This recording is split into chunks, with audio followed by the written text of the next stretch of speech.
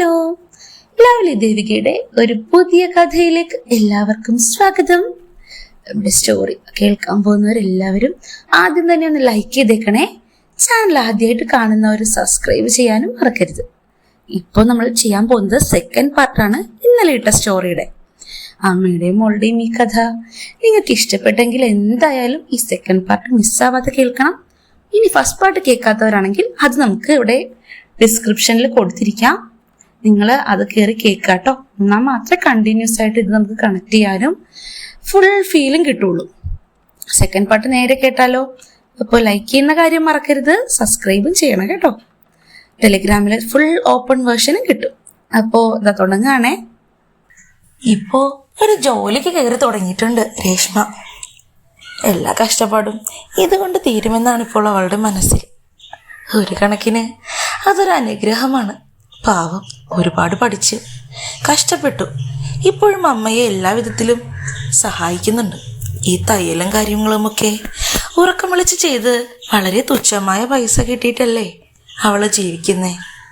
ജോലി കിട്ടിയപ്പോഴേക്കും ഏറ്റവും സന്തോഷമായത് അമ്മയ്ക്ക് തന്നെയായിരുന്നു. ഒരുപാട് ദൂരെയൊന്നുമല്ല, അടുത്ത് തന്നെയുള്ളൊരു കമ്പനി. രാവിലെ ഒരു 10 മണിയാകുമ്പോഴേക്കും അവിടെ എത്തിയാൽ വൈകിട്ട് 5 മണിയാകുമ്പോഴേക്കും തിരിച്ചു പോരാം. സന്തോഷമായി രണ്ടാൾക്കും. എന്നാൽ ഇപ്പോഴും ഇടയ്ക്കിടയ്ക്ക് രണ്ടാൾക്കും കൊലുസിതങ്ങൾ ഒപ്പിക്കാനുള്ള സമയം കുറഞ്ഞു കേട്ടോ. മറ്റൊന്നുമല്ല, ജോലി സ്ഥലത്ത് നിന്ന് വന്നു കഴിഞ്ഞാലും നമ്മുടെ രേഷ്മയ്ക്ക് അല്പം പേപ്പർ വർക്കുകളും കാര്യങ്ങളുമൊക്കെ ഉണ്ടാകും വീട്ടിലിരുന്ന് ചെയ്യാൻ. അമ്മ എപ്പോഴും പറയും, നിനക്കിപ്പോൾ പണ്ടത്തെ പോലെ എന്നോടൊരു സ്നേഹമൊന്നുമില്ല, പണ്ടൊക്കെ എന്തായിരുന്നു. അത് കേൾക്കുമ്പോൾ രേഷ്മ ചിരിക്കും. അതെ, ഞാൻ അമ്മയെ കല്യാണം കഴിച്ച പുതിയ മണവാളനൊന്നല്ല, അമ്മയുടെ മോള. അതിടയ്ക്കിടയ്ക്ക് മറന്നു പോകരുത് കേട്ടോ. രണ്ടാളും പിന്നെ ഒരു പൊട്ടിച്ചിരിയാവും. സത്യം പറഞ്ഞാൽ രേഷ്മയെ ഒരു പുരുഷന്റെ സാമീപ്യത്തിന് പകരമായിട്ടാണിപ്പോൾ നമ്മുടെ ശാരി കണ്ടു തുടങ്ങിയിരിക്കുന്നത്.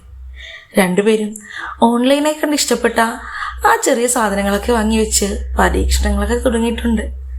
അതുകൊണ്ട് എന്താ, ഇത്രയും കാലം അനുഭവിക്കാത്ത സുഖത്തിൻ്റെ ഓരോ തലങ്ങളും എക്സ്പ്ലോർ ചെയ്ത് തുടങ്ങിയിരിക്കുകയാണ് അമ്മയും മോളും. ഇടയ്ക്കിടയ്ക്ക് ശക്തമായ നിലവിളിയും ഒച്ചപ്പാടുമൊക്കെ കേൾക്കാം ആ വീട്ടിൽ നിന്ന്. ആരും തെറ്റിദ്ധരിക്കണ്ട കേട്ടോ, പേടിക്കുകയും വേണ്ട. ആ നിലവിളിയൊക്കെ സുഖത്തിൽ നിന്ന് ഉരുത്തിരിഞ്ഞു വരുന്നതാണ്. അമ്മ അത്രയും സുഖം കൊണ്ട് നിലവിളിക്കുമ്പോഴാണ് മോൾക്ക് സന്തോഷമുണ്ടാവുക. തിരിച്ചതുപോലെ അവൾക്കുമെല്ലാം ചെയ്തു കൊടുക്കാൻ ഇപ്പോൾ ശാരി പ്രാക്ടീസായിട്ടുണ്ട്. മോൾക്ക് അമ്മ എന്ത് ചെയ്തു തരുന്നതാണ് ഏറ്റവും ഇഷ്ടം എന്നവൾ പറയുമ്പോഴേക്കും ആ കയ്യിലുള്ള ഉപകരണം അവൾ അങ്ങ് അമ്മയ്ക്ക് കൊടുക്കും. അതിനൊരു ബെൽറ്റുണ്ട്. അരയിൽ ബന്ധിച്ചു കഴിഞ്ഞാൽ നല്ല ഉശിരൻ സാധനമായി അതിങ്ങനെ നിൽക്കും. പിന്നെ ആരാണ് ആ സമയത്ത് ഒരു പുരുഷനെ പറ്റി ചിന്തിക്കുക അല്ലേ? അങ്ങനെ മോളുടെ അടുത്ത് എല്ലാ കാര്യങ്ങളും ആദ്യമായി അമ്മയും തിരിച്ച് ചെയ്തു കൊടുത്തു. രണ്ടുപേരും അങ്ങോട്ടും ഇങ്ങോട്ടും ഇപ്പോൾ നൂൽബന്ധമില്ലാതെയാണ് വീട്ടിൽ ചില സമയം ചിലവഴിക്കുന്നത്. ചുരുക്കി പറഞ്ഞാൽ എന്താ പറയാ, ഒരു സ്വപ്ന ലോകത്ത് ജീവിക്കുന്ന 2 പെൺകുട്ടികൾ. അമ്മയ്ക്കിപ്പോൾ ഏതാണ്ട് 5 വയസ്സ് കുറഞ്ഞ പോലെ തോന്നും, വളരെ ചെറുപ്പമായതുപോലെ. ശാരീരിക ആവശ്യങ്ങളൊക്കെ നിറവേറി കഴിഞ്ഞാൽ അല്ലെങ്കിലും മനുഷ്യന്മാർക്ക് മെൻ്റലിയും ഫിസിക്കലിയും കുറച്ച് പ്രായം കുറഞ്ഞ പോലെ തോന്നും. അത് കിട്ടാതെ വരുമ്പോഴാണ് നമ്മളെല്ലാവരും വേഗം ഏജ്ഡായി മാറുന്നേ അല്ലേ? അങ്ങനെ ഇരിക്കെ നമ്മുടെ ബ്രോക്കർ രമേശൻ ചേട്ടൻ ഒരു ദിവസം 4:30 മണിയാകുമ്പോഴേക്കും അവിടെ എത്തി. എന്താ ശാരി, ഞാൻ പറഞ്ഞ കാര്യത്തെപ്പറ്റി ആലോചിച്ചോ? നീ അഭിപ്രായമൊന്നും പറഞ്ഞില്ലല്ലോ. എൻ്റെ രമേശ് ചേട്ടാ, മോൾക്ക് അധികം താല്പര്യമൊന്നുമില്ല. ഇനി നിങ്ങൾക്ക് നിർബന്ധമാണെങ്കിൽ ഒരു 10 മിനിറ്റ് കൂടി ഇരുന്നാൽ അവളിപ്പോൾ എത്തും. അവളോട് തന്നെ സംസാരിച്ചോളൂ. മോളോ? അവളാണോ ഈ കാര്യത്തിലൊക്കെ തീരുമാനമെടുക്കേണ്ടത്? കുട്ടിയല്ലേ അവൾ. ഇത് നീ മാത്രം ആലോചിച്ച് തീരുമാനിച്ചാൽ മതി. കുട്ടിയല്ലേ അത്രേ. മനസ്സിലോർത്ത് ശാരി ഒന്ന് ചിരിച്ചു. ഉവ്വേ, ആ കുട്ടിയുടെ അടുത്ത് ഇയാളെ ഒന്ന് കിട്ടിയാൽ തന്നെ മതിയാവും. ഒരു ദിവസം കൊണ്ട് അവൾ ഈ കിളവൻ്റെ പരിപ്പിളക്കി വിടും. സ്വന്തം മോളുടെ കിടപ്പറയിലെ കഴിവോർത്ത് നല്ല വിശ്വാസമുണ്ട് ഇപ്പോൾ ശാരിക്ക്. അവളൊന്ന് ചിരിച്ചു. ഞാൻ സീരിയസ് ആയി വർത്താനം പറയുമ്പോൾ നീ എന്താ ചിരിക്കുന്ന ശാരി? ബ്രോക്കർ ചേട്ടൻ ചോദിച്ചു. അയ്യോ, അത് ഞാനൊരു കാര്യമോർത്ത്. ആ, അതാ വരുന്നുണ്ട് രമേശ് ചേട്ടാ മോള്. അകത്തേക്ക് കയറി വരുന്ന ശാരിയെ കണ്ടപ്പോൾ അയാളൊന്ന് ചിരിച്ചു. എങ്ങനെ പോകുന്നു ജോലിയൊക്കെ? ഇപ്പൊ ഉദ്യോഗസ്ഥയായല്ലേ? ശാരി വെറുതെ ഒന്ന് ചിരിച്ചു. എന്നിട്ട് ചോദിച്ചു, എന്താണ് ഇത്തവണത്തെ കല്യാണ വിശേഷം? അമ്മയ്ക്കോ അതോ മോൾക്കോ? അവൾ തമാശ കലർത്തിയാണ് ചോദിച്ചതെങ്കിലും ബ്രോക്കർ രമേശനൊന്ന് പരിങ്ങി. അമ്മയ്ക്ക് തന്നെയാ, മോള് പേടിക്കണ്ട, മോൾക്കുള്ളത് ഉടനെ ഞാൻ കൊണ്ടുവരാട്ടോ. നല്ല കിടിലൻ ചെറുക്കന്മാർ എൻ്റെ കയ്യിൽ ഇഷ്ടം പോലെ ഉണ്ട്. ശാരി അപ്പോൾ, സാരമില്ലെന്നേ, എനിക്കിനി സമയമുണ്ടല്ലോ, 20 വയസ്സല്ലേ ആയിട്ടുള്ളൂ. രമേശ് ചേട്ടൻ തൽക്കാലം അമ്മയ്ക്ക് കൊണ്ടുവന്ന ചെക്കന്മാരെ ഒന്ന് കാണിക്കി, നമുക്കതങ്ങ് നടത്തിയാലോ. അവൾ അമ്മയെ നോക്കിയൊന്ന് കണ്ണിറുക്കി. ശാരി ഞെട്ടിപ്പോയി. കല്യാണത്തിന് അത്ര താല്പര്യമില്ലെന്നല്ലേ ഇവൾ ആദ്യം പറഞ്ഞിരുന്നേ? ഇപ്പോൾ ഇവളുടെ മനസ്സ് മാറിയോ? അവളുടെ ആ പറച്ചിൽ കേട്ടിട്ടാവണം രമേശ് ചേട്ടന് സന്തോഷമായി. കൊള്ളാം, മിടിക്കും മോള്, മക്കളായാൽ ഇങ്ങനെ വേണം. അമ്മയുടെ എല്ലാ ആഗ്രഹങ്ങളും ആവശ്യങ്ങളും കണ്ടറിഞ്ഞ് ചെയ്തു കൊടുക്കുന്ന ഇന്നത്തെ കാലത്തെ പിള്ളേര് വളരെ കുറവാ. അത് കേട്ടപ്പോൾ ശാരി വീണ്ടും ചിരിച്ചുപോയി. അതെ അതെ, അമ്മയുടെ എല്ലാ കാര്യങ്ങളും കണ്ടറിഞ്ഞ് അവൾ എനിക്ക് ചെയ്തു തരുന്നുണ്ട്, ശാരി മനസ്സിൽ പറഞ്ഞു. അപ്പോഴേക്കും കയ്യിലുള്ള 2-3 ഫോട്ടോസൊക്കെ എടുത്ത് കാണിച്ചിരുന്നു. ഓരോരുത്തരെയായി കണ്ടു നോക്കിയിട്ട് ഒന്നും ഇഷ്ടപ്പെടുന്നില്ല നമ്മുടെ ശാരിക്ക്. മോൾക്കും അത് തന്നെ. എന്താ ഇത്? ഇതൊക്കെ ഒരുപാട് 50-60 വയസ്സുള്ള ആൾക്കാരുടെയൊക്കെ ഫോട്ടോയാണല്ലോ. ഇതാണോ രമേശ് ചേട്ടൻ പറഞ്ഞത് അമ്മയ്ക്ക് നല്ല മിടുക്കൻ പയ്യനുണ്ടെന്ന്? ഈ വിവാഹാലോചന ഇങ്ങനെയാണെങ്കിൽ ഞങ്ങൾ വേണ്ടെന്ന് വയ്ക്കൂ. അപ്പോഴേക്കും അയാൾ പറഞ്ഞു, അയ്യോ, ഇവരെയൊക്കെ ഞാൻ കാണിച്ചെന്നേ ഉള്ളൂ. ശരിക്കും പറഞ്ഞാൽ ശാരിയെ അന്വേഷിച്ച് നിൽക്കുന്ന വേറൊരാളുണ്ട്. ആളുടെ ഫോട്ടോ എൻ്റെ കയ്യിലില്ല. കുറച്ച് ദിവസമായി ഞാൻ ചോദിച്ചിട്ട്. നാളത്തേക്ക് എന്തായാലും ഞാൻ കൊണ്ടുവരാം. ശാരിക്കും ഇങ്ങനെ ഓർമ്മയില്ലേ ഞാൻ കഴിഞ്ഞ ദിവസം വന്നപ്പോൾ പറഞ്ഞത്? സർക്കാർ ഉദ്യോഗസ്ഥനാ. ആൾക്ക് ശാരിയെ കണ്ടപ്പോൾ തന്നെ ഇഷ്ടമായി. ശരിക്കും പറഞ്ഞാൽ എവിടുത്തെയോ ഉത്സവത്തിൽ വെച്ചൊക്കെ ശാരിയെ കണ്ടിട്ടുണ്ടെന്നാ പറഞ്ഞത്.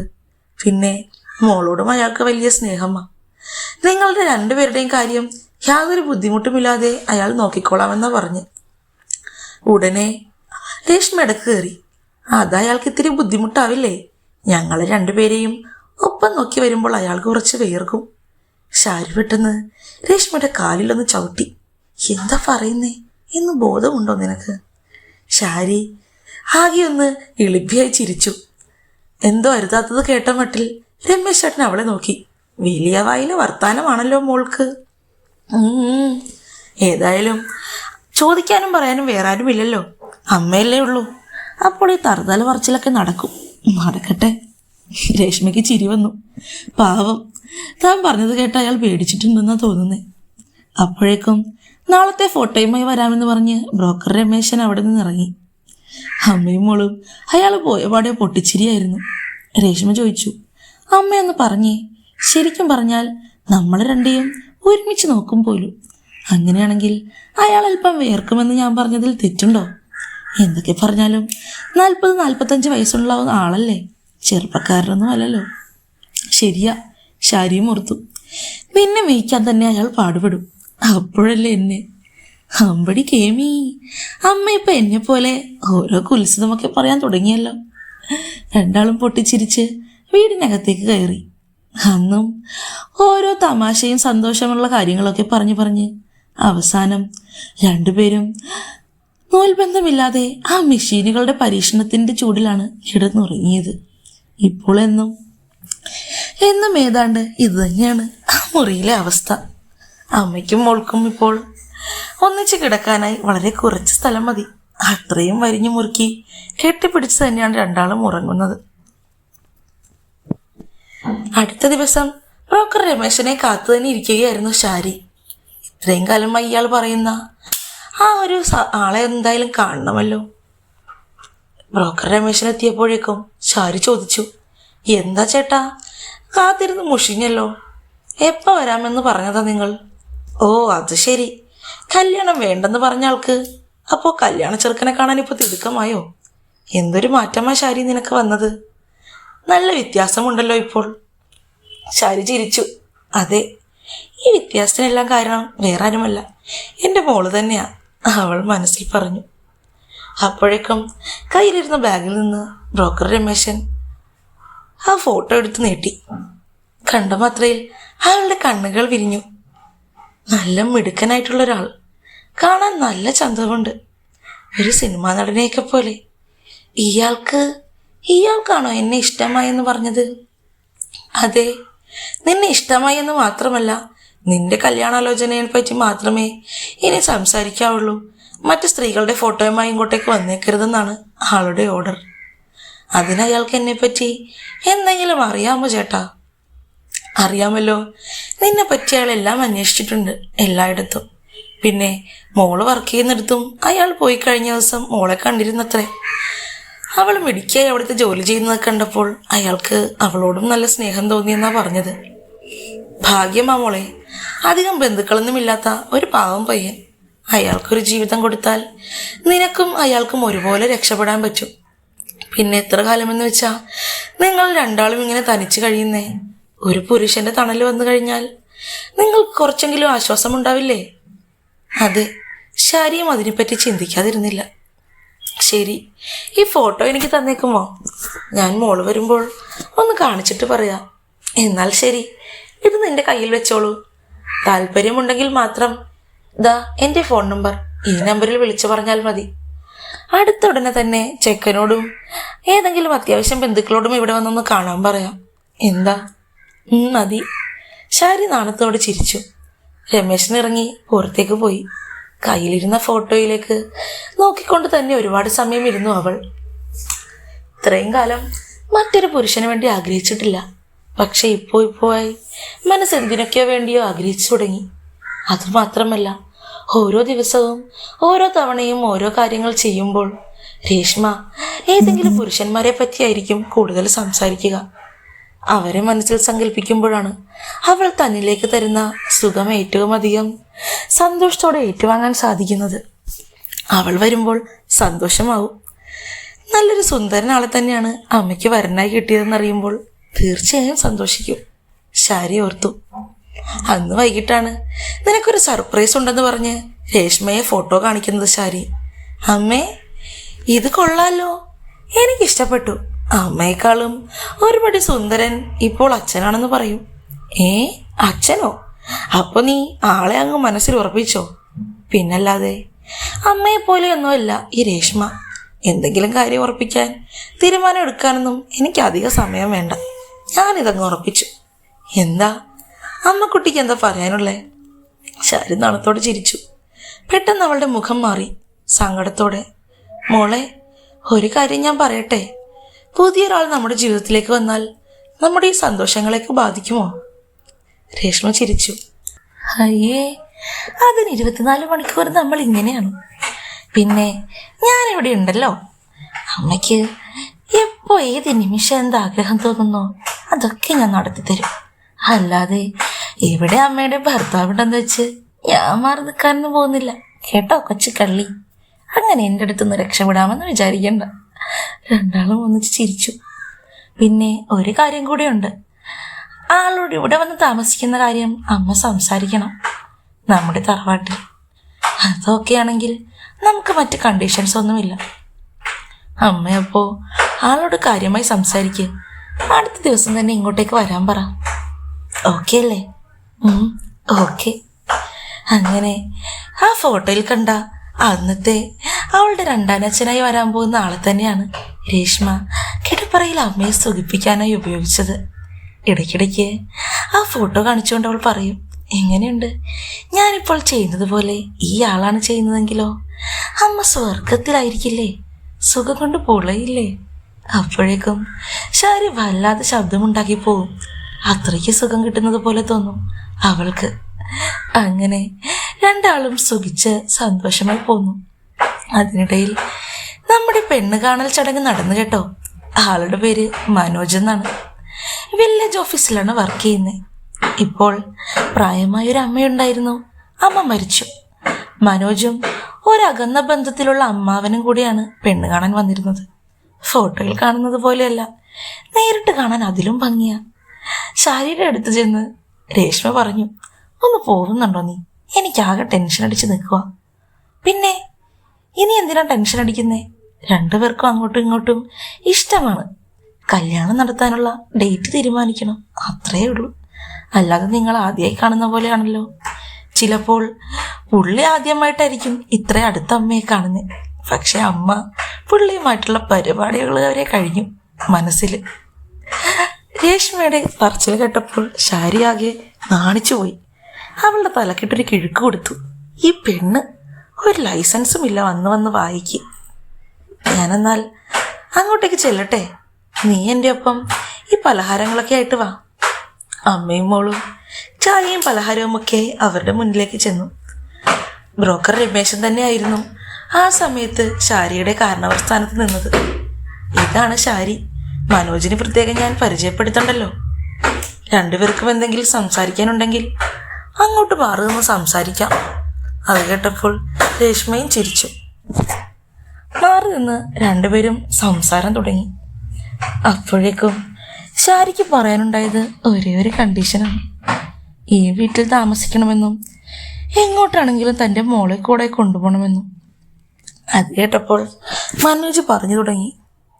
ശാരി, തന്നെ കണ്ടപ്പോൾ തന്നെ പറ്റി എല്ലാ കാര്യങ്ങളും ഞാൻ അന്വേഷിച്ചതാണ്. എന്നെപ്പോലെ തന്നെ ജീവിതത്തിൽ ഒറ്റപ്പെട്ട് കിടക്കുന്ന ഒരാളാണെന്ന് മനസ്സിലായപ്പോൾ ചുരുക്കി പറഞ്ഞാൽ എനിക്ക് സന്തോഷമാണ് തോന്നിയത്. മറ്റൊന്നും കൊണ്ടല്ല, എൻ്റെ ജീവിതത്തിലേക്ക് തന്നെ ക്ഷണിക്കാൻ എനിക്കൊരു അവസരം കിട്ടുമല്ലോ എന്ന്. തനിക്ക് സമ്മതമാണെങ്കിൽ എനിക്ക് വേറെ ഒന്നും നോക്കാനില്ല. തൻ്റെ എല്ലാ ആഗ്രഹങ്ങൾക്കും ഞാൻ ഓക്കെയാണ്. എനിക്ക് എൻ്റെ കൂടെ താൻ ഉണ്ടാവണമെന്ന് മാത്രം.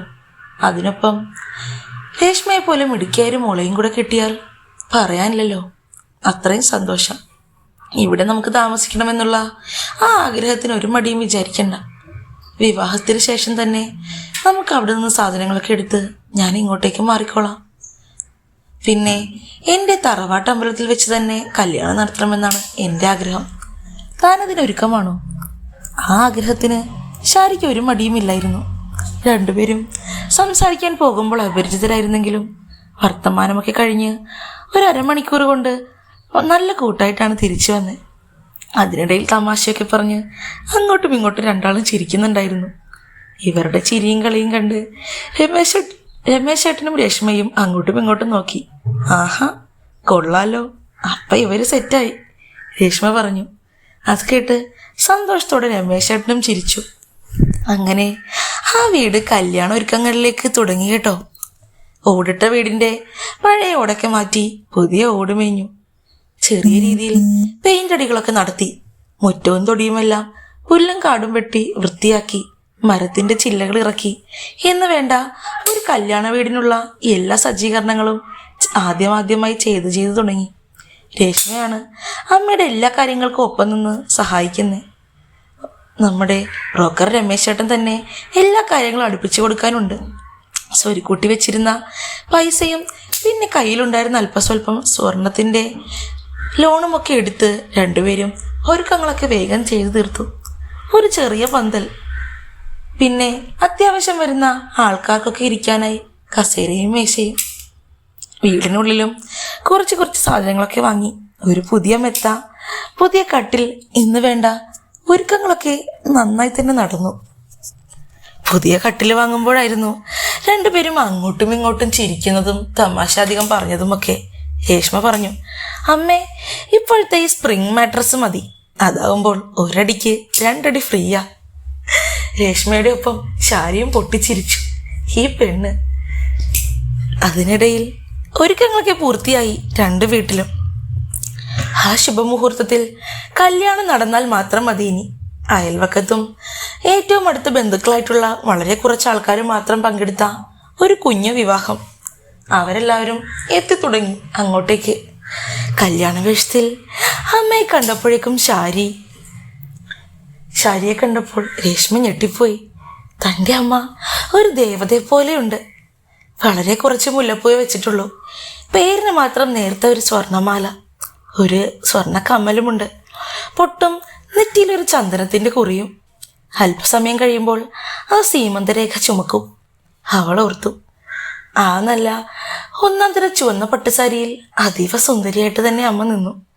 അന്തം വിട്ട് മോള് നോക്കുന്ന കണ്ടപ്പോഴേക്കും അമ്മ ചിരിച്ചു. എന്താടി അമ്മ, ഇത്രയും ഗ്ലാമറാന്ന് ഞാൻ അറിഞ്ഞില്ല കേട്ടോ. രണ്ടുപേരും ഒരുമിച്ച് ചിരിച്ചു.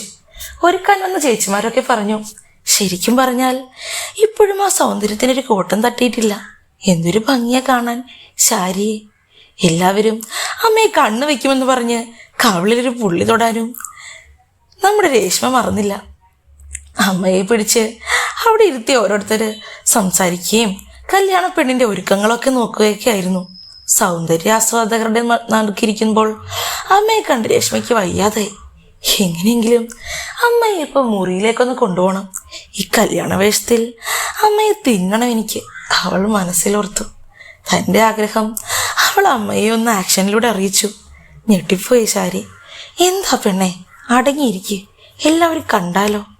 അമ്മ ബാത്റൂമിൽ പോണെന്ന് പറഞ്ഞിങ്ങ് വാ. അവൾ കുറെ നിർബന്ധിച്ചു. ഞാനൊന്ന് ബാത്റൂമിൽ പോയിട്ട് വരാൻ ചേച്ചി. അപ്പോഴേക്കും അമ്പലത്തിൽ പോകാൻ നമ്മൾ ലേറ്റ് ആവില്ലല്ലോ. ഇല്ല മോളെ, നീ പോയിട്ടൊക്കെ വാ. മുറിയിൽ കയറി ആ സമയം രേഷ്മയും പിന്നാലെ പോയി. രണ്ടാളും അകത്ത് കയറിയ പാടെ അവൾ കഥ കടച്ചു. എന്താ രേഷ്മേ, നീ എന്ത് കാണിക്കാൻ പോവാ? അമ്മയുടെ ആ കല്യാണ വേഷത്തിൽ നിർത്തിക്കൊണ്ട് തന്നെ അവൾ ആ താഴെ സാരിയുടെ ഭാഗം മുകളിലേക്ക് പൊന്തിക്കാൻ ശ്രമിച്ചു. സാരിയൊക്കെ ചുളുങ്ങും, അവർ കണ്ടുപിടിക്കും. വേണ്ട മോളെ, അതിപ്പോ അമ്മ ബാത്റൂമിൽ വരാൻ പോകുന്നല്ലേ പറഞ്ഞേ. അപ്പോൾ സാരി ചുളുങ്ങിയാലും അവർ കാര്യാക്കില്ലെന്നേ. അമ്മയുടെ അടുത്ത് കൂതി പിടിച്ച് സഹിക്കാതെ നിൽക്കുകയായിരുന്നു ആ സമയം രേഷ്മ. അമ്മയെ ബെഡിലേക്ക് അവൾ ഒരു മടിയുമില്ലാതെ മറിച്ചിട്ടു.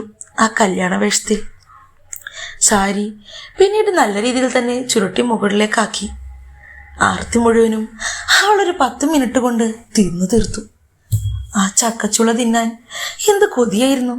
ഇത്രയും കാലം തിന്നുന്നത് പോലെയല്ല ഈ കല്യാണ വേഷത്തിലുള്ള അമ്മയെ തിന്നുമ്പോൾ 10 മടങ്ങ് രുചി പോലെയാണ് അവൾക്ക് തോന്നിയത്. ശാരി ആവട്ടെ സുഖം കൊണ്ട് സ്വർഗം കണ്ടുപോയി. എന്നാൽ പുറത്ത് ആൾക്കാരുള്ളത് കൊണ്ട് കൂവി വിളിക്കാനും പറ്റുന്നില്ല.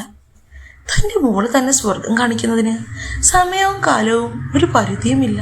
ഇവളെ കിട്ടിയത് എൻ്റെ ഭാഗ്യമാണ്. ഒരു നിമിഷത്തേക്ക് ശാരി ഓർത്തു. എങ്ങനെയൊക്കെയോ അവളെ കൊണ്ട് മതിയെന്ന് പറഞ്ഞ് തടഞ്ഞ് എഴുന്നേപ്പിച്ച് നിർത്തിയിട്ടും രേഷ്മ വിടാൻ റെഡിയല്ലായിരുന്നു. ആ നിന്ന നിൽപ്പിൽ അവൾ വീണ്ടും ആ വസ്ത്രം ഉയർത്തി. പിന്നീട് അല്പസമയം നിന്നുകൊണ്ടാണ് ചക്കതീറ്റ. ഒടുവിൽ ആൾക്കാർ പുറത്തുനിന്ന് മുട്ടി വിളിക്കേണ്ടി വന്നു.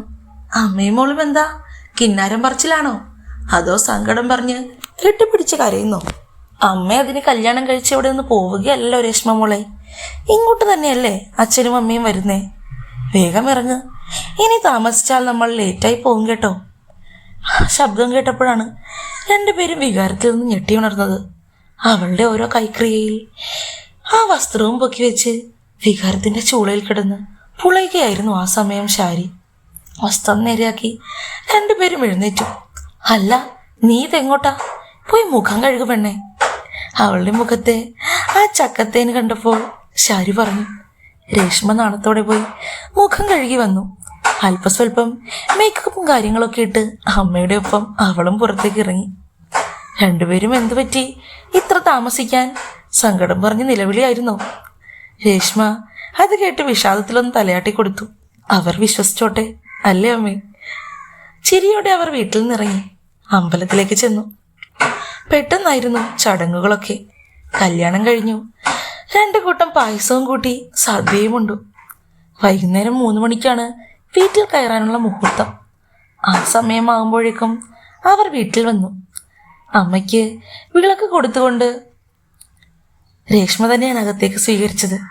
ആ വിളക്ക് അല്പസമയം കഴിഞ്ഞപ്പോൾ അവളുടെ അച്ഛനും ഏറ്റുവാങ്ങി. അയാളും വിളക്ക് പിടിച്ചുകൊണ്ട് അകത്തേക്ക് കയറി. എപ്പോഴും സ്ത്രീകളല്ലേ ഒരു വീട്ടിലേക്ക് കയറുക. ഈ വീട്ടിലേക്ക് ഞാനല്ലേ കയറുന്നത്. ഇതും വിളക്ക് പിടിച്ചുകൊണ്ടാവട്ടെ. എല്ലാവരും അവിടെ കൂടി നിന്നവർ അയാളുടെ ആ മനസ്സും എളിമയും ഒക്കെ ഓർത്ത് സന്തോഷത്തോടെ ചിരിച്ചു. ശാരിക്ക് നല്ലൊരു ബന്ധം തന്നെ കിട്ടിയല്ലോ, നല്ല കാര്യം. ബന്ധുക്കൾ അവിടെ നിന്ന് അങ്ങിങ്ങായി പൊഴിഞ്ഞുപോയി തുടങ്ങി. വൈകിട്ട് ഒരു 8 മണിയായിട്ടുണ്ടാവും.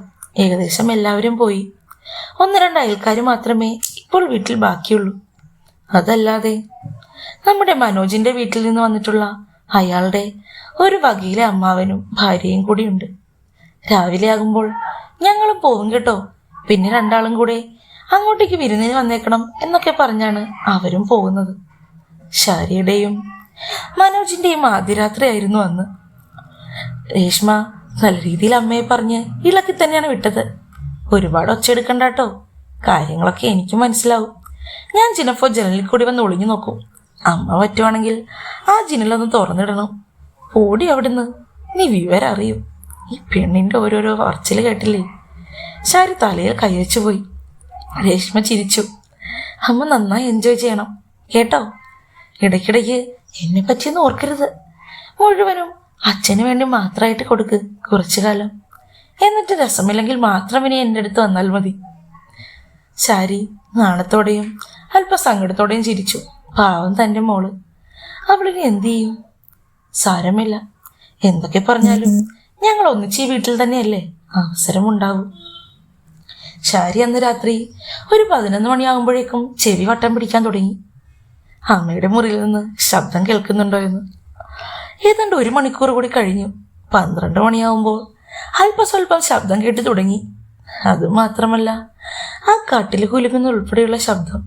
അവൾക്ക് കാര്യം പിടികിട്ടി. അച്ഛൻ തീരെ നിസ്സാരക്കാരനല്ല. പരിപാടി തുടങ്ങിയിട്ട് കുറച്ചധികം സമയമായി. ഇതിനൊരവസാനമില്ലേ? അവൾ ഓർത്തു. ആളേതായാലും ഇക്കാര്യത്തിൽ നല്ല വിരുദ്ധനാണെന്നും അമ്മയ്ക്ക് നിരാശയാകേണ്ടി വരില്ല എന്നും രേഷ്മയ്ക്ക് മനസ്സിലായി. സന്തോഷത്തോടെയാണ് അവൾ കിടന്നുറങ്ങിയത്. ശാരി ആവട്ടെ ഒരുപാട് നാളുകൾക്ക് ശേഷം കിട്ടിയ ആ പുരുഷന്റെ സുഖത്തിൽ മതിമറന്നു പോയിരുന്നു. സുഖിച്ച് സന്തോഷത്തോടെ അയാളുമായി ഒട്ടിച്ചേർന്ന് കിടന്ന് അവളൊന്ന് ഉറങ്ങി. നമ്മുടെ ഈ അമ്മയുടെയും മോളുടെയും ഈ കഥ എല്ലാവർക്കും ഇഷ്ടമായോ? ഇതിന്റെ 3rd പാർട്ട് എങ്ങനെ വേണമെന്നാണ് നിങ്ങൾ ആഗ്രഹിക്കുന്നത്? ഇനി ശാരിയുടെയും ഭർത്താവിന്റെ ഇടയിലേക്ക് നമുക്ക് രേഷ്മ മോളെയും കൊണ്ടുവരാമല്ലേ? രണ്ടാനച്ഛൻ്റെ ഭാഗ്യം, ഭാര്യയും അതിനൊപ്പം ഒരു കിളന്ത് മോളെയും കിട്ടിയത്. അപ്പോൾ 3ാം പാർട്ട് വേണമെങ്കിൽ എല്ലാവരും എന്തായാലും കമൻറ്റ് ചെയ്യാൻ മറക്കല്ലേ. ഇതിൻ്റെ ഹോട്ട് വേർഷൻ നമ്മുടെ ടെലിഗ്രാം ചാനലിൽ നിന്നുണ്ടാവും. താല്പര്യമുള്ളവർ നേരെ ടെലിഗ്രാമിലേക്ക് വന്നേക്കൂ. അടുത്ത ദിവസം അടിപൊളി കഥയുമായിട്ട് നമുക്ക് വീണ്ടും കാണാം. Bye bye dears.